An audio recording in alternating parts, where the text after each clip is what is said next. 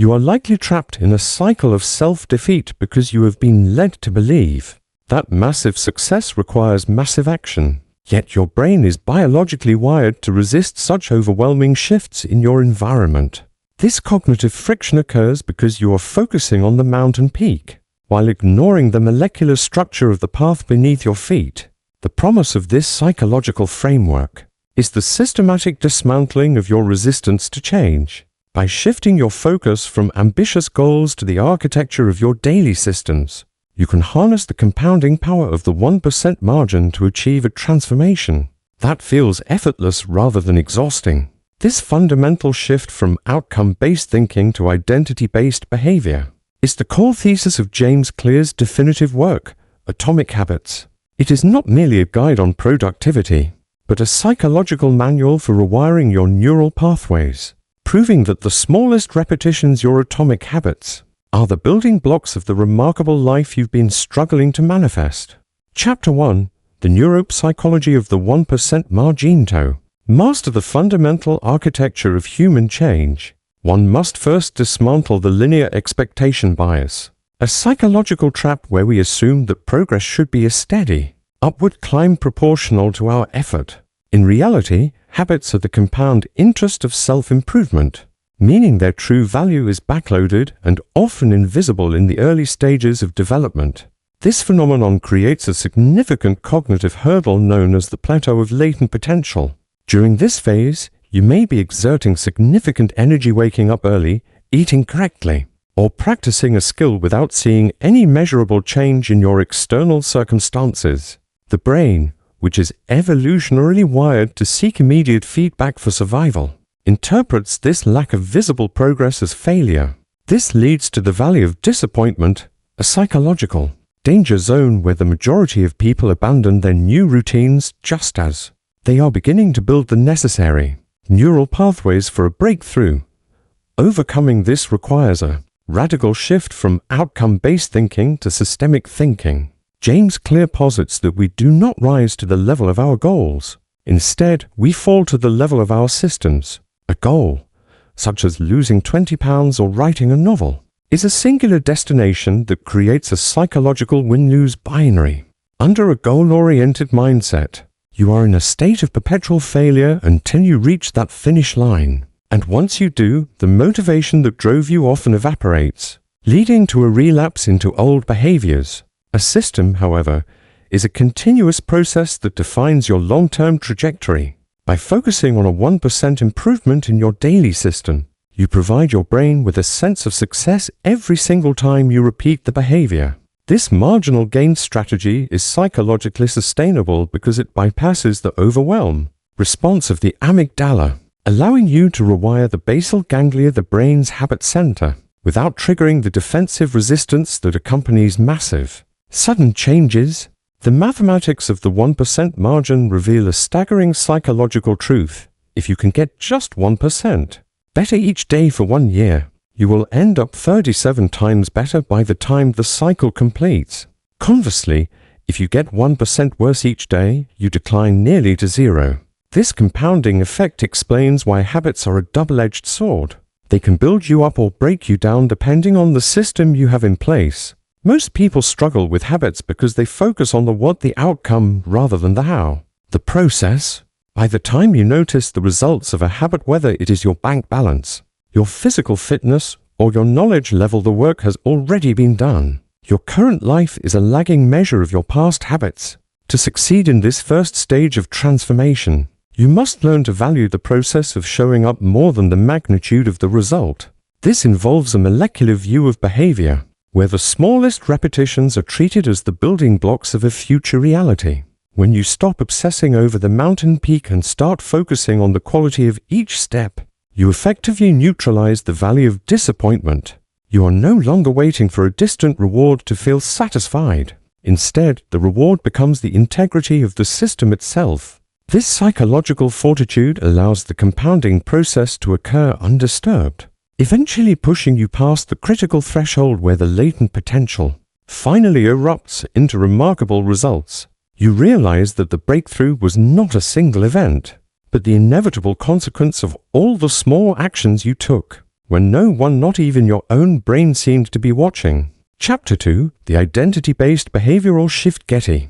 In a quest to achieve a state of permanent behavioral modification, one must transcend the superficial layer of result-oriented thinking and engage with the deepest level of the human psyche, identity. Most individuals fail in their pursuit of change because they focus on what they want to achieve, the outcomes, rather than who they wish to become. This is the distinction between outcome-based habits and identity-based habits. When you focus on outcomes, your motivation is tethered to a destination that hasn't been reached yet, creating a psychological state of not being enough until the goal is met. However, when you shift your focus to identity, you begin to change from the inside out. Every action you take is no longer a chore to reach a finish line. Instead, it becomes a vote for the type of person you believe yourself to be. The psychological structure of identity-based change consists of 3 distinct layers. The outermost layer is the outcomes, which are the results you see, such as losing weight or publishing a book. The middle layer is the processes, which are the habits and systems you put in place to reach those results. The innermost and most critical layer is identity, which encompasses your beliefs, your worldview, and your self-image. Most people start from the outside and try to work their way in. They say, if I lose 20 pounds outcome, then I will start a new diet process, and I will be a healthy person identity. The flaw in this logic is that it ignores the internal friction caused by a mismatch between your actions and your self-narrative. If you still view yourself as a smoker who is trying to quit, you are mentally fighting against your own identity every time you turn down a cigarette. True liberation occurs when you can say, no thanks, I'm not a smoker. At that point, your behavior is no longer an act of willpower. It is simply a reflection of who you are.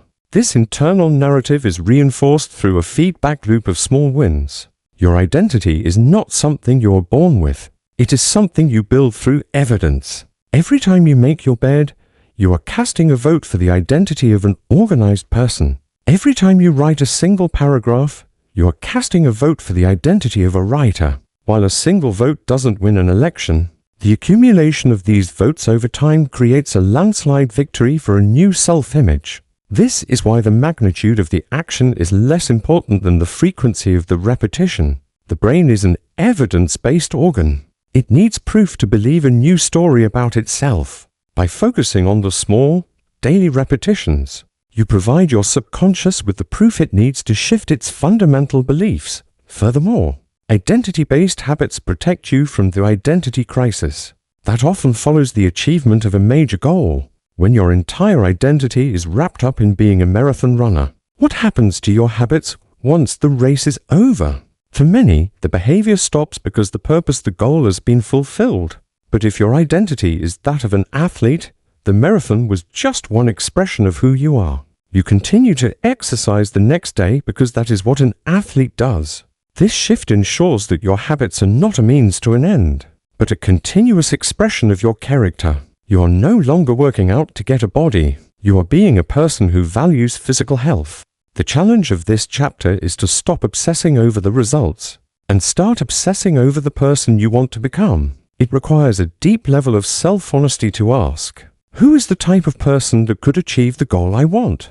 If you want to be a successful entrepreneur, you must first become the type of person who is disciplined, reliable, and curious. Once you identify those traits, you stop worrying about the business plan and start worrying about the small daily actions that reinforce those specific identities. This is the identity-based transformation in its purest form. It bypasses the struggle of the valley of disappointment, because you aren't waiting for a distant result to feel successful. You feel successful the moment you act in alignment with your chosen identity. You realize that your habits are the bridge between who you are today and the highest version of yourself that you have yet to manifest. By changing the story you tell yourself, you change the actions you take, and by changing the actions you take, you eventually change the reality you live in. Chapter 3.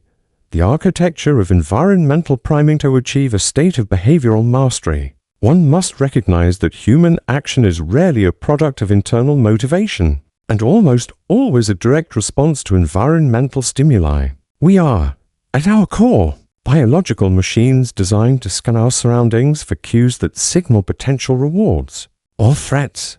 This is the foundation of the first law of behavior change. Make it obvious. Most people struggle to maintain new habits because they rely on the flickering flame of willpower, which is a finite cognitive resource that inevitably depletes throughout the day. When your environment is cluttered with competing signals, your brain defaults to the path of least resistance. To transcend this, you must become an architect of your own surroundings, strategically placing triggers for the habits you wish to build while ruthlessly eliminating the cues for those you wish to break. The psychological mechanism behind this law is rooted in environment design, the process of reducing the cognitive load required to make a good decision. If you want to drink more water, placing a bottle on your desk makes the cue unavoidable. If you want to practice guitar, leaving the instrument in the middle of the living room removes the friction of having to go into a closet to retrieve it. Conversely, the inversion of this law, make it invisible, is the most effective way to break a bad habit. Self-control is often a myth. The people with the highest self-control are typically those who have designed their lives so that they don't. Chapter 4. The dopamine feedback loop and craving to bridge the gap between intent and action. One must master the brain's internal reward circuitry, specifically the dopamine-led feedback loop that governs human craving. This is the psychological territory of the second law, make it attractive, and the fourth law, make it satisfying. Evolution has shaped the human brain to prioritize immediate rewards over delayed ones, a survival mechanism from our immediate return environment ancestors, who needed to consume calories or seek shelter instantly to survive. In the modern delayed return environment, where the rewards of our best habits, health, wealth, and knowledge are situated months or years in the future, we face a biological mismatch. To overcome this, we must psychologically hijack our own neurobiology by engineering instant gratification into the behaviors that serve our long-term interests. The engine of craving is dopamine. Contrary to popular belief, dopamine is not merely released when you experience pleasure. It is released in the highest quantities during the anticipation of pleasure. This anticipatory surge is what creates the craving that drives the behavior. To make a difficult habit stick, you must use temptation bundling, a psychological strategy where you link an action you need to do with an action you want to do. For instance, if you only allow yourself to watch your favorite show while on the treadmill, you are utilizing the dopamine spike from the entertainment to fuel the physical exertion. You are effectively bundling a high-probability behavior with a low-probability behavior, making the latter more attractive by association. By creating a neurological bridge between the want and the need, you reduce the psychological friction of starting. However, making a habit attractive is only half the battle. It must also be satisfying in the moment. The cardinal rule of behavior change states that what is immediately rewarded is repeated, and what is immediately punished is avoided. The tragedy of good habits is that their immediate consequence is often unpleasant. Exercise is tiring, and saving money is a sacrifice while their ultimate outcome is beneficial. Bad habits are the exact opposite. The immediate consequence of a cigarette is a nicotine hit, while the ultimate outcome is lung cancer. To counteract this, you must find ways to provide a micro-reward for your positive actions. One of the most effective psychological tools for this is the habit tracker, whether it is an app, a journal, or a simple calendar where you mark an X for every day you complete a task. The tracker serves as a visual record of progress. Psychologically, this provides 3 distinct benefits. First, it makes the habit obvious by creating a visual cue. Second, it makes the habit attractive because you can see the streak building up, which creates a sense of pride. Third, it makes the habit satisfying because the act of marking that X provides a small, immediate burst of dopamine. You are no longer just working out. You are maintaining the streak. This shifts the focus from the distant goal of a better body to the immediate satisfaction of not breaking the chain. The tracker also helps you navigate the valley of disappointment by providing objective evidence of your effort. When you feel like you aren't making progress, you can look at your tracker and see 30 days of consistent action. This evidence reinforces your identity-based transformation, proving to your subconscious that you are, in fact, the type of person who shows up. It turns the invisible compounding of the 1% margin into something tangible. However, the psychological risk of tracking is becoming obsessed with the measurement rather than the behavior. This is known as Goodhart's law. When a measure becomes a target, it ceases to be a good measure. To avoid this, you must remember that the tracker is a tool for reinforcement, not the definition of your success. In addition to positive reinforcement, you can use habit contracts and accountability partners to make bad habits unsatisfying. Just as we seek immediate rewards, we also seek to avoid immediate social costs. If you know that skipping a workout will cost you $50 in a contract with a friend, or that you will have to admit your failure to someone you respect, the immediate cost of the bad habit becomes greater than the immediate benefit of laziness. You are essentially adding a layer of social psychology to your biological loops. You are creating a punishment that is just as immediate as the temptation. Ultimately, mastering the dopamine loop is about becoming a choice architect of your own pleasure. You stop being a slave to your primitive cravings and start directing them toward the identities you wish to inhabit. You realize that willpower is often just a lack of environmental and neurological design. By bundling temptations and tracking your wins, you make the right path not just the good path, but the pleasurable path. You align your biology with your biography, ensuring that the habits that build your future are the ones that satisfy your present. You move from a state of sacrifice to a state of satisfaction, where the integrity of the system provides its own reward. Chapter 2, The Identity-Based Behavioral Shifto. Achieve long-term consistency in any behavioral change. One must master the psychological law of least effort, which dictates that the human brain will naturally gravitate toward the path requiring the lowest amount of energy expenditure. This principle is the foundation of the third law of behavior change.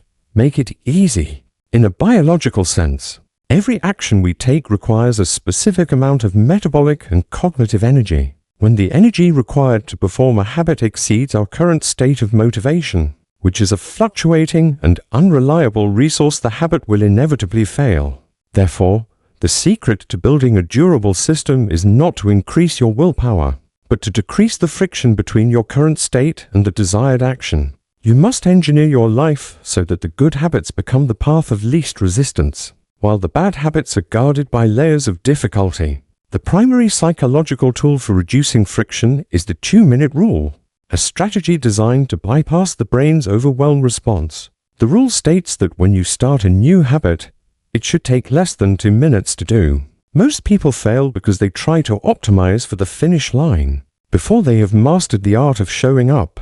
They think, I need to work out for an hour, which feels like a massive energetic hurdle.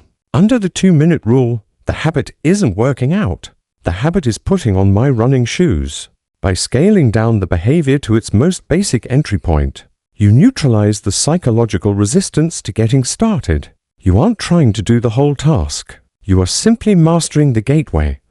Once you have established the neural pathway of showing up, the rest of the behavior often follows through momentum. It is far easier to continue an action once you have started than it is to initiate it. From a state of rest, this strategy addresses the proprioceptive priming of the body. Once you are in your gym clothes, your self-perception shifts. You have already voted for your identity as an athlete, making the subsequent workout feel like the logical next step rather than an uphill battle. The goal is to make it as easy as possible to start, knowing that the ritual of starting is the most important part of the entire process. If you can't master the first 2 minutes, you will never master the next 2 hours. By making the entry point trivial, you remove the need for high-level motivation, allowing the habit to persist even on your most difficult, low-energy days. You are essentially downscaling the difficulty until the behavior is almost impossible not to do. Conversely, to break a bad habit, you must increase the friction. This involves adding as many steps as possible between you and the negative behavior. If you spend too much time on social media, you can increase the friction by deleting the app and forcing yourself to log in through a web browser every time. If you watch too much television, You can unplug the TV and put the remote in a different room after every use. These friction points force your brain to move from System 1 thinking automatic and impulsive to System 2 thinking conscious and deliberative. That extra moment of effort required to plug in the TV or type in a password provides a psychological gap where you can reevaluate your choice. You are no longer acting on autopilot. You are forced to make a conscious decision, which is where your identity-based values can finally intervene. Another critical component of making it easy is environment design, specifically the concept of priming your environment for future use. This is a psychological gift you give to your future self. If you want to eat a healthy breakfast, you chop the vegetables the night before. If you want to write, you clear your desk and open the document before you go to bed. By doing the pre-work when your energy is high, you reduce the friction for when your energy might be low. You are essentially greasing the wheels of your future actions. This practice reduces the decisional fatigue that often leads to procrastination.